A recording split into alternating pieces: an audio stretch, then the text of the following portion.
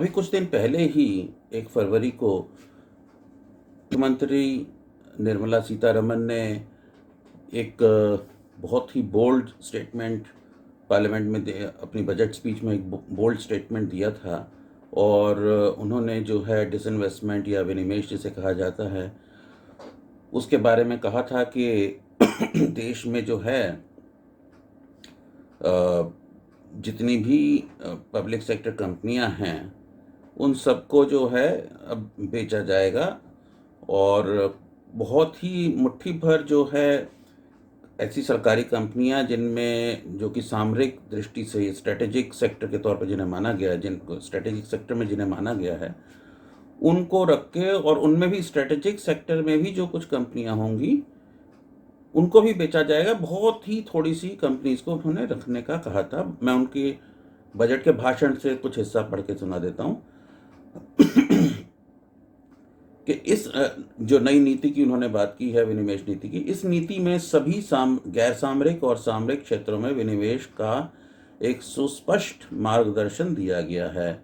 हमने अपने पास ऐसे 4 क्षेत्रों को ही रखा है जो कि सामरिक या स्ट्रेटेजिक पॉइंट ऑफ व्यू से महत्वपूर्ण हैं, जिसमें न्यूनतम सीपीएसई या सरकारी कंपनियों को बनाए रखा जाएगा और बाकी का निजीकरण कर दिया जाएगा। बाकी क्षेत्रों में सभी सरकारी कंपनियों का निजीकरण किया जाएगा, ऐसा उन्होंने कहा था पार्लियामेंट में। मुझे ऐसा लगता है कि ये एक बहुत अच्छी नीति है, क्योंकि सरकारी कंपनियां जो हैं, ये हमारे देश में जब पहले प्रधानमंत्री पंडित जवाहरलाल नेहरू, वो एक समाजवादी विचारधारा के व्यक्ति थे और उन्होंने हमारी आर्थिक नीति उसी तरह से बनाई थी और उसका एक महत्वपूर्ण हिस्सा ये सरकारी कंपनियां थीं। लेकिन ये सरकारी कंपनियां एक देश पर बोझ बन गई हैं, हमेशा से ही बोझ बनी हैं, इन्हें कभी होना ही नहीं चाहिए था, ऐसा मेरा मानना है। ऐसा लोग नहीं मानते, लेकिन मैं ऐसा मानता हूं कि इन्होंने ये एक टैक्स पेयर जो हम जैसे लोग हैं उनका एक बहुत शोषण होता है इनकी वजह से, क्योंकि इनके घाटे होते हैं, कुछ फ़ायदे भी होते हैं, लेकिन जितनी कीमत है, जो कीमत देश के करदाता ने इनके लिए लगाई है, इन पर लगाई है, उसका रिटर्न बहुत कम आते हैं। और जब ये बैठती हैं तो जैसे बैंक बैठ जाते हैं, बैंकों का बुरा हाल है सरकारी, तो लाखों करोड़ रुपया उनके रिकैपिटलाइजेशन में लगा है। तो मेरे हिसाब से तो ये कंपनियां होनी ही नहीं चाहिए थी, और जो हैं अगर बन गई हैं तो इनको बेचा जाना चाहिए। खैर, ये एक दूसरा एक विवाद का विषय है जिस पर मैं बाद में अपने विचार रखूँगा। लेकिन यहाँ पर एक इंटरेस्टिंग एक चीज़ जो सामने आई है कि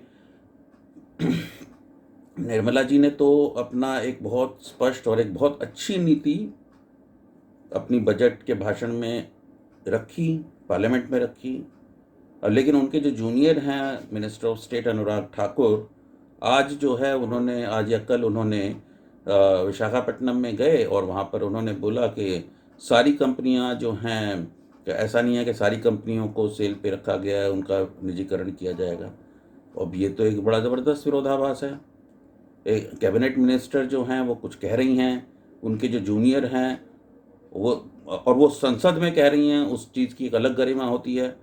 और जो उनके जो जूनियर मंत्री हैं वो कहीं पर और जाके किसी फंक्शन में भाषण दे रहे हैं कि ऐसा नहीं है। तो ये जो है सरकार का अंदर का कन्फ्यूजन दिखाता है।